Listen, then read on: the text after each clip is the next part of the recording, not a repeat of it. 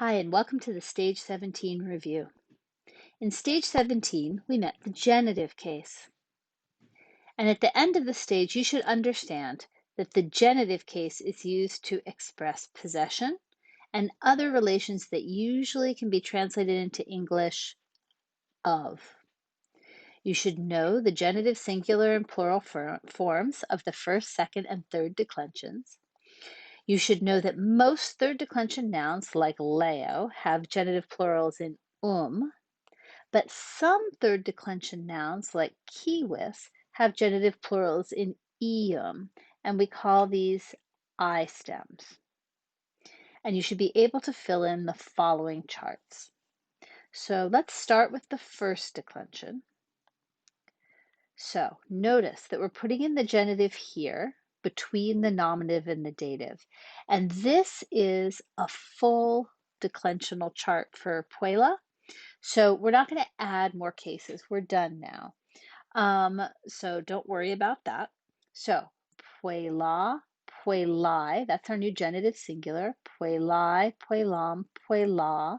And in the plural, Puelai, Puelarum, Puelis, Puelas, Puelis. Notice the new genitive singular puelai looks just like the dative singular puelai looks just like the nominative plural puelai.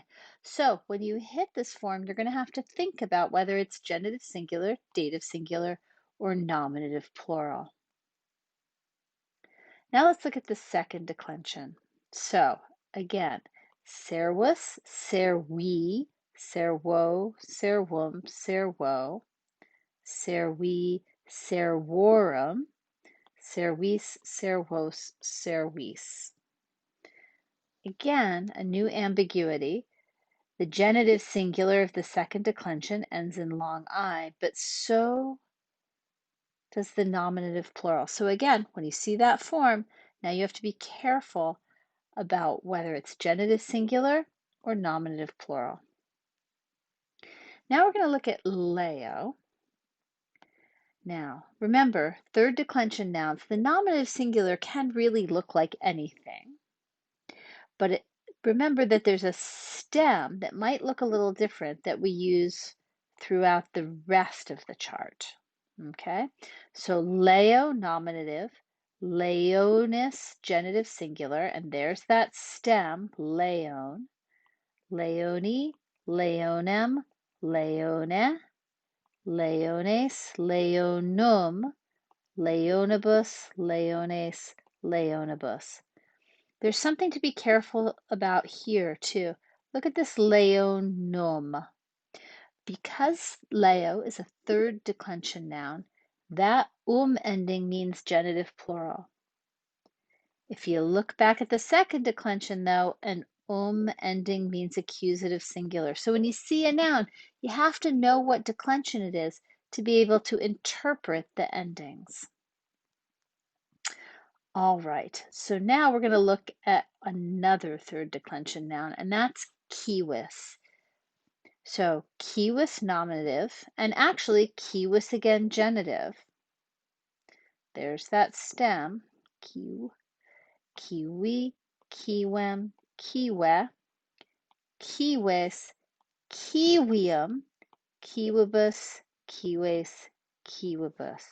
So where kiwis differs from Leo is here in the genitive plural. It's got that I, and that's because it's an I stem.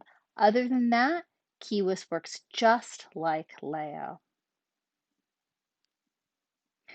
Now that we know the genitive, things are going to change a bit in the vocabulary checklists. We're always going to be given the nominative singular and the genitive singular of a new noun. And this is the way that normal Latin dictionaries do it. Okay, so we're not going to change this up again. So, ara, ari, or faber, fabri, okay, insula, insulae. The reason that dictionaries do it this way is because that genitive singular ending is a way of letting you know exactly what declension a noun belongs to. A first declension noun has a genitive in AE. A second declension noun has a genitive in long I. A third declension noun has a genitive in IS. Okay, you will not be fooled by the genitives. And so that's why they're included in vocab checklists. So ara, ri is first declension. Okay, onimus, onimi is second declension. Faber, fabri, also second declension. Now, faber, the nominative singular, doesn't end in us, and most of the second declension nouns that we've met so far do end in us, like animus. But it's still definitely a second declension noun, and it's going to use second declension endings, and we can tell that because its genitive singular ends in long I. Okay, so the genitive singular endings are there to tell you what declension a noun belongs to. And as always, you should know all the words in the vocab checklist. Now learn the nominative and the genitive, just like you learned principal parts with a verb, nominative and genitive with nouns.